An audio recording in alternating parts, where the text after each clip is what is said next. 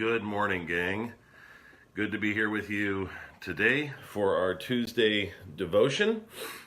Looking forward to continuing our series through Job, though I do have to say it doesn't get very pretty for quite some time, and now we're going to begin the part of Job where we're going to really start to skip around because what you're going to see happen throughout the book is Job's friends attempt to try and explain to him why it is the suffering has come upon him and what it is he needs to do to prevent the suffering from continuing and from going on into his future. Now, if you remember the last time we got together, Job's friends had done well. I mean, we got to give them credit where credit is due. There's 3 verses where they do well. In chapter 2, verses 13 through 15, we found out that they sat with Job for 7 straight days. They didn't say a word, just were present with him. And we talked about how important that was and that is for those who are suffering, to just be present. It might be the most single important thing you can do for those who are suffering is just be with them. You're not going to have the perfect words, no one does, but if you can be there and just be there, especially if you can say less rather than more, it can be a great comfort. Well, today, Job has just gotten done lamenting his life as we went over last week, saying to his friends that he wishes that he was never born and that all he wants now is to die. And the whole lament is rife with dramatic statements and bitter complaining. And so in response, Job's friends seem to not be able to take it anymore. They just have enough. And so they're going to let him know their feelings on the matter. And the first of his friends to preach is a guy named Eliaphaz. And so I'm going to read the first 9 verses of chapter 4, and then we'll sort of dissect what his message is.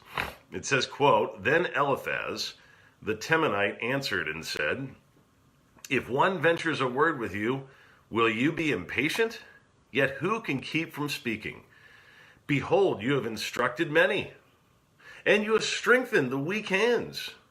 Your words have upheld him who was stumbling, and you have made firm the feeble knees. But now it has come to you, and you are impatient. It touches you, and you are dismayed. Is not your fear of God your confidence, and the integrity of your ways your hope? Remember, who that was innocent ever perished? Or where were the upright cut off? As I have seen, those who plow iniquity and sow trouble reap the same. By the breath of God they perish, and by the blast of his anger they are consumed." End of reading. Well, let me just say this up front. Of the 3 preachers that we meet in this book, Eliaphaz seems to be the most kind-hearted of the group. If you look at his discourse going on into chapter 5, you'll see that he at least affirms Job's good character in the first few words. Behold, you have instructed many, etc. You have upheld him who was stumbling.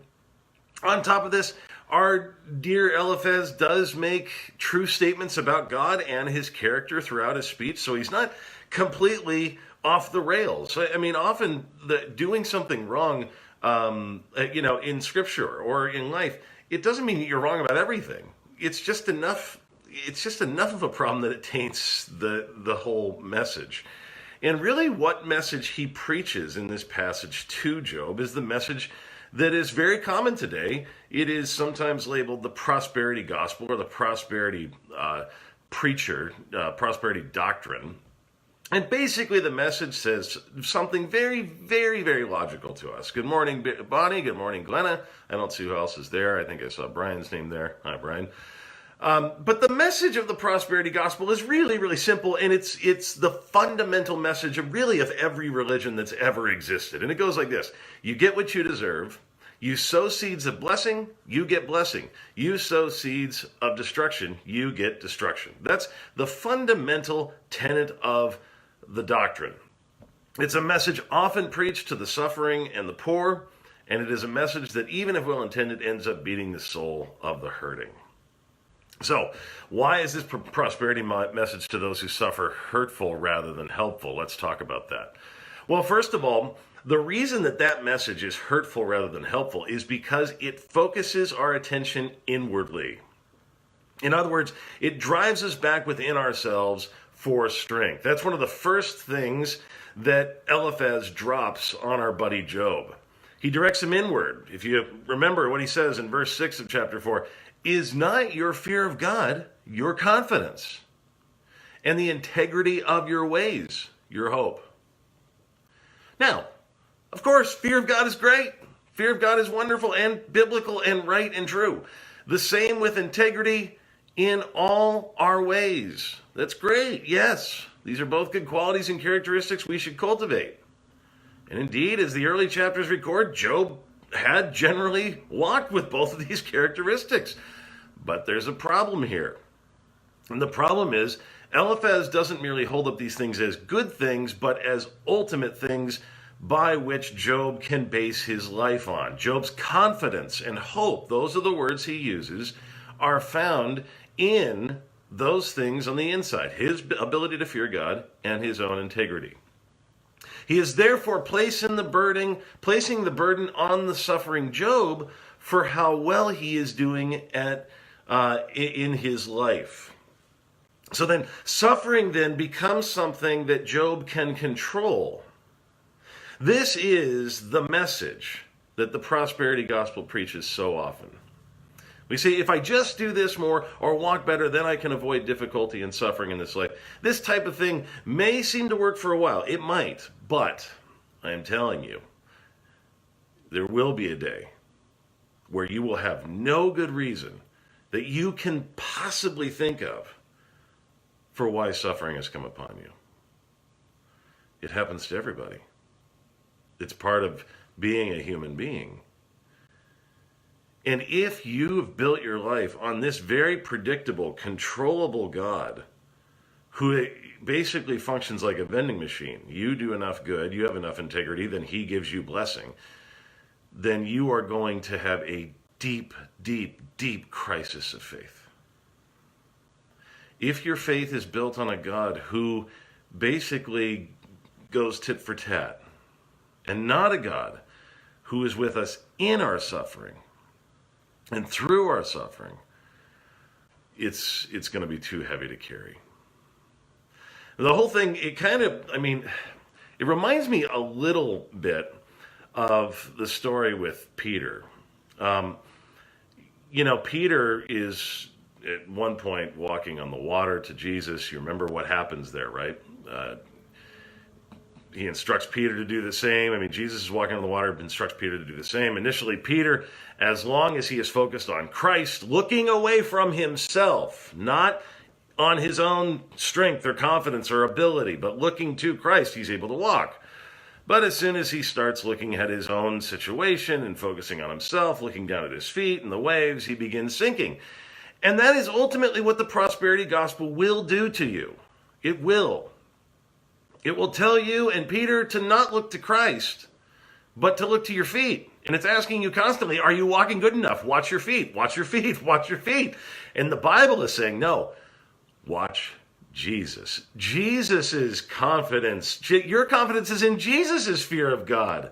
Your confidence is in Jesus' integrity, not your own. All right. There's something even worse about the prosperity gospel, though, and that is that it accuses us. So if it wasn't enough to get us to look inside, well, eventually, if we're looking inside enough, well, then we are going to be accused. And Eliphaz does this even subtly here, verse 7 of chapter 4. Remember, who that was innocent ever perished? Or where were the upright cut off? As I have seen, Job, those who plow iniquity and sow trouble reap the same. Here's the translation.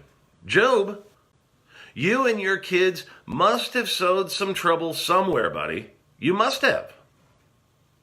And again, this is a very natural inclination for us. We experience suffering, and we assume that it must be because of something we did to deserve it. But this line of thinking is far from the case. The Apostle Paul suffered many times throughout his ministry. He writes to the Corinthians, 5 times I received at the hands of the Jews the 40 lashes, less one. 3 times I was beaten with rods. Once I was stoned. 3 times I was shipwrecked. A night and a day I was adrift at sea, on frequent journeys, in danger from river, danger from robbers, danger from my own people, danger from Gentiles, danger in the city, danger in the wilderness, danger at sea, danger from false brothers, in toil and hardship, through many a sleepless night, in hunger and thirst, often without food, in cold and exposure. Paul, describing his best life now, apparently, ends there. He does not say at the end of that list, and all this suffering came because I had some secret sin I was dealing with that I refused to bring out in the open. He doesn't say, all this suffering came upon me because my faith was just too weak. No. That's not the right answer to this problem. He didn't say all this suffering came upon me because I had so many problems in the past that karma's coming to get me. Karma's coming to get me. No. The problem with the prosperity gospel is it narrows it down to that, to karma. In contrast, the true gospel tells us that suffering isn't necessarily an evidence of God's anger at us, but God's patient love and care for us. I know it's counter to everything that you and I think, but it's true. The true gospel reminds us that in our suffering that our Lord suffered too and carried the cross all the way to Golgotha on our behalf. The true gospel doesn't accuse us in our suffering, but comforts us in our suffering and releases us from the burden of trying to fix it ourselves, inviting us to cast our cares upon Him. That's what the true gospel says to us. And yet there's still another problem with the prosperity gospel, and that is, in the final analysis, it lies to us about reality. And what I mean is that the prosperity message leads us to deny what we know is true. Check out what Eliaphaz says in chapter 5, toward the end of his speech, as he waxes eloquent about all the blessings that will come if Job will just be better. He says to Job, a man whose 10 children have just died and whose property and inheritance has been destroyed, quote, "You shall be hidden from the lash of the tongue, and shall not fear destruction when it comes. At destruction and famine you shall laugh, and shall not fear the beasts of the earth. For you shall be in league with the stones of the field, and the beasts of the field shall be at peace with you. You shall know that your tent," in other words, your home, "is at peace, and you shall inspect your fold and miss nothing." Listen to what he just said. You shall inspect your fold and miss nothing. He's talking about his home that has literally 10 children missing. He goes on, "You shall know also that your offspring shall be many, and your descendants as the grass of the earth." Good night, nurse.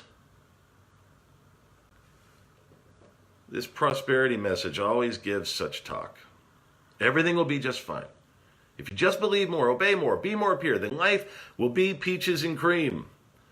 But of course, this is not the truth. It is possible. Indeed, one can expect it to happen, that in this life, suffering will come upon us. And when this happens, the preacher of the prosperity message will insist on putting it all back on you somehow. They may even suggest that until you get better, God may abandon you. But the preacher of the true gospel just says, no, God is in this too. He was in it with Christ on the cross, and He is in it with you now. He may seem distant and uncaring, but this actually is an evidence of some of His greatest work for you. As Gerhard Ferde has asked, if God is not involved in suffering, what is He involved with?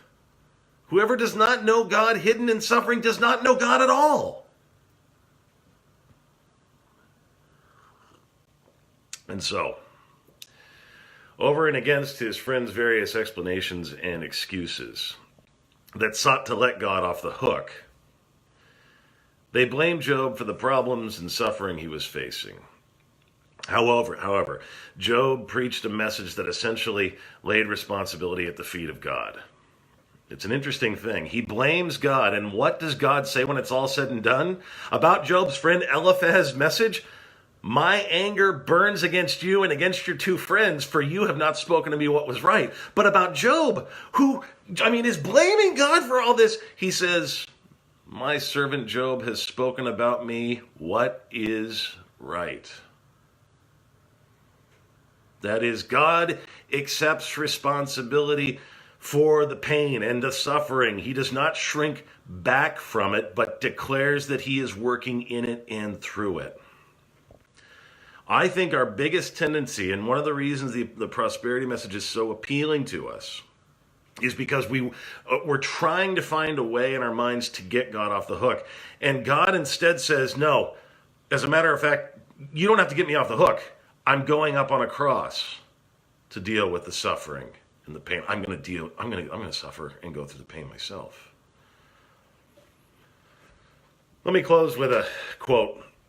William Cowper, friend and contemporary of John Newton, man who wrote the hymn Amazing Grace. Cooper or Kuiper, depending on who you talk to, was quite a hymn writer himself. He wrote Come Thou Fount of Every Blessing, definitely top 3 favorite hymns, and There Is a Fountain, definitely top 5 favorite hymns for me. Nevertheless, Cooper was no stranger to suffering. He struggled with deep depression, and on 3 separate occasions, he had actually tried to end his life. And after one of these suicide attempts, he penned the words to a hymn entitled God Moves in a Mysterious Way. And I want you to listen to the words, because I think in the final analysis, this is a whole lot better than anything that you're going to get from the prosperity message. He writes this: God moves in a mysterious way, his wonders to perform. He plants his footsteps in the sea and rides upon the storm. Deep in unfathomable minds of never-failing skill, he treasures up his bright designs and works his sovereign will. Ye fearful saints, fresh courage take. The clouds ye so much dread are big with mercy and shall break in blessings on your head. Judge not the Lord by feeble sense, but trust him for his grace. Behind a frowning providence, he hides a smiling face. That is the sobering truth, that in our suffering, God is not paying us back tit for tat. He's taken the payment for our sin on the cross. But behind the seeming frowning providence, he is hiding a smiling face with us. All right, gang. Next week, we'll continue on with the next preacher in our series in Job. Hope you have a great week. May God richly bless you.